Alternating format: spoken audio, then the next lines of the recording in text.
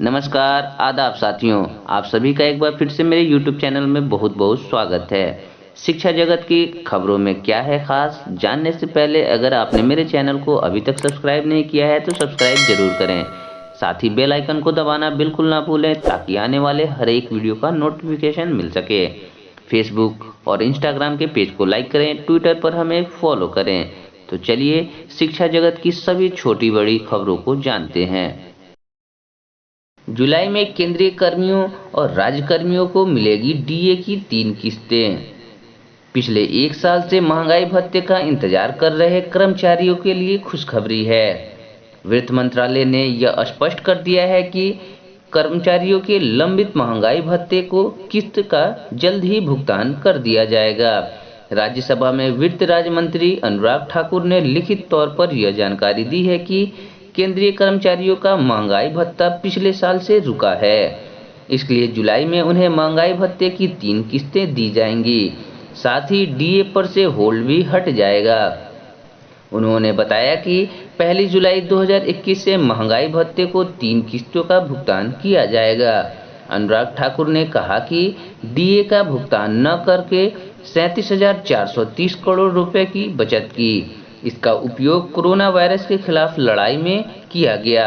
उन्होंने बताया कि केंद्रीय कर्मचारियों का डीए 1 जनवरी 2020, 1 जुलाई 2020 और 1 जनवरी 2021 से लंबित है। गौरतलब है कि पिछले साल तक कर्मचारियों को 17% महंगाई भत्ता मिलता था। जनवरी 2020 में इसे 4% बढ़ाने का फैसला किया गया था, यानी जनवरी तक का डीए 21% होगा। इसके बाद जुलाई 2020 और जनवरी 2021 में अगर 4% भी डीए बढ़ा तो यह बढ़कर 29% हो सकता है। इसके साथ ही 7वें वेतन आयोग के अनुसार कर्मचारियों का टीए भी बढ़ेगा। नियोजित शिक्षक व पुस्तकालय अध्यक्षों का जून तक नया वेतन निर्धारण अनिवार्य। जिले में 12,500 से भी अधिक नियोजित शिक्षकों व पुस्तकालय अध्यक्षों के अप्रैल 2021 से बढ़े वेतनमान का निर्धारण जून तक में कर लिया जाएगा। सरकार की ओर से 1 जुलाई से पहले वेतन निर्धारण के आदेश का अनुपालन सुनिश्चित कराने को कहा गया है। प्राथमिक शिक्षा संघ के जिला सचिव नरवेंद्र ठाकुर ने बताया कि बीते 1 अप्रैल से ही वेतनमान में 15% बढ़ोतरी का लाभ देने का आदेश दिया गया है।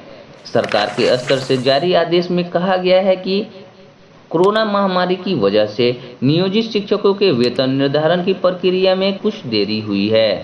सभी कोटि के नियोजित शिक्षक शिक्षिकाओं के साथ पुस्तकालय अध्यक्षों की सेवा पुस्तिका को जुलाई 2021 से पहले तक संधारित कर लिए जाने के साथ ही जुलाई 2021 से बढ़ोतरी के साथ वेतन का भुगतान किया जाएगा। जिला सचिव श्री ठाकुर ने बताया कि अप्रैल, मई, जून महीने बढ़े हुए वेतन का भुगतान एरियर के रूप में जुलाई 2021 में ही कर दिया जाने का आदेश विभागीय तौर पर जारी किया गया है। जिला सचिव श्री ठाकुर के अनुसार नए वेतनमान निर्धारण में विभिन्न कोटि के शिक्षक शिक्षिकाओं के वेतन में औसतन 250 से 4,500 रुपये तक की वृद्धि होनी तय है। शुरू होगी वेतन निर्धारण व भुगतान प्रक्रिया। शिक्षा विभाग स्थापना शाखा के डीपीओ कपिल देव तिवारी ने बताया कि मीडिया रिपोर्ट के माध्यम से उपरोक्त निर्णय की जानकारी हुई है। बावजूद इसके संबंधित विभागीय आदेश अब तक अप्राप्त है। संबंधित आदेश प्राप्त होने के साथ ही निर्देशानुसार कार्रवाई सुनिश्चित की जाएगी। इधर प्राथमिक शिक्षक संघ के जिला सचिव नरवेंद्र ठाकुर ने बताया कि जिला शिक्षा विभाग के अपर सचिव गिरिवर दयाल सिंह ने पंचायती राज और नगर निकाय के प्रारंभिक, माध्यमिक और उच्च माध्यमिक विद्यालयों में कार्यरत और पुस्तकालय अध्यक्षों के बढ़े वेतन के आलोक में मांग संबंधी अधियाचना अप्रैल से ही सभी जिला अधिकारियों से मंगवा लिया है, ताकि उसी के अनुरूप विभिन्न चरणों में नियुक्त किए गए शिक्षकों का वेतन निर्धारण एवं आवंटन सुनिश्चित किया जा सके। शिक्षक बहाली मामले की सुनवाई आज। 1,25,000 माध्यमिक व प्राथमिक शिक्षकों की बहाली से संबंधित याचिकाएं सुनवाई के लिए सूचीबद्ध कर दी गई हैं। पटना हाई कोर्ट के मुख्य न्यायाधीश की अध्यक्षता वाली खंडपीठ के समक्ष शुक्रवार को इन मामले की सुनवाई होनी है। राज्य सरकार के महाधिवक्ता ललित किशोर ने मुख्य न्यायाधीश के मामले पर शीघ्र सुनवाई करने का अनुरोध किया था। हाईकोर्ट के रोक की वजह से शिक्षक बहाली की प्रक्रिया पूरी तरह से स्थगित है। लगभग 1,25,000 टीचरों की बहाली होगी बिहार में। बिहार के शिक्षित बेरोजगारों के लिए एक बेहतर खुशखबरी मिलते ही लोगों में खुशी की लहर दौड़ पड़ी।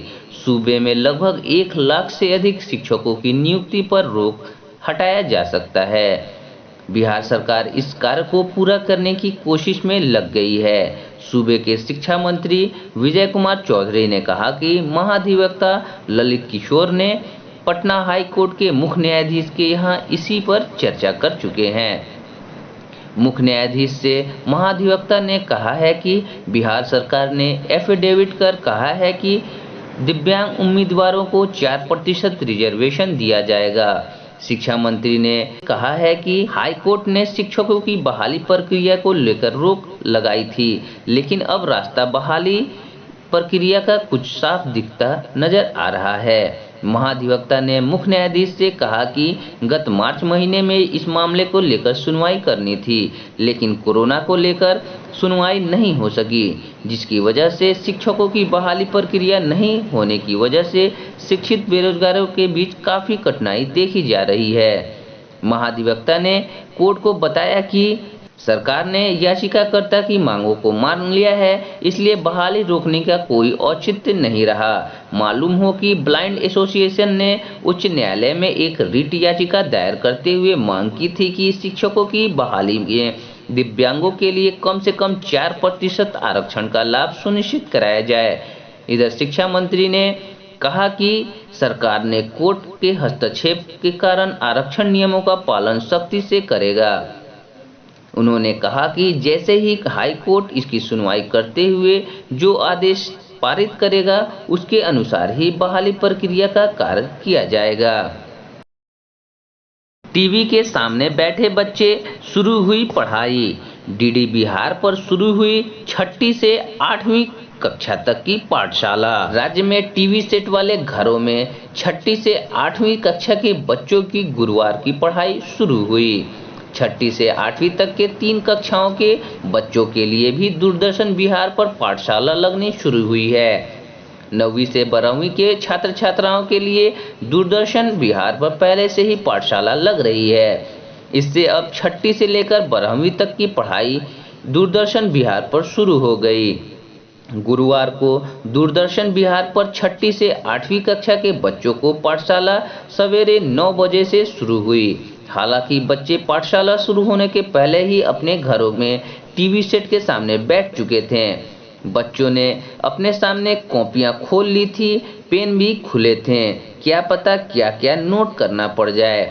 मम्मी पापा, बड़े भाई बहन, घर के दूसरे सदस्य बच्चों के साथ मुस्तैद थे ताकि उन्हें चैनल बदलने के कोई बहाना न मिले। जिन घरों में टीवी सेट नहीं था, उन घरों के बच्चे दूरदर्शन बिहार पर लगने वाली पाठशाला में शामिल नहीं हो पाए। ऐसे बच्चे चाह रहे थे कि टीवी वाले दोस्तों के घर जाएं, पर ऐसा इसलिए भी संभव नहीं हो पाया कि कोरोना संक्रमण की वजह से दोस्तों के घर प्रवेश नहीं मिला और लॉकडाउन भी तो है। इसी तरह वैसे बच्चे भी दूरदर्शन बिहार की पाठशाला में शामिल नहीं हो पाए जिनके घर संक्रमण की चपेट में है।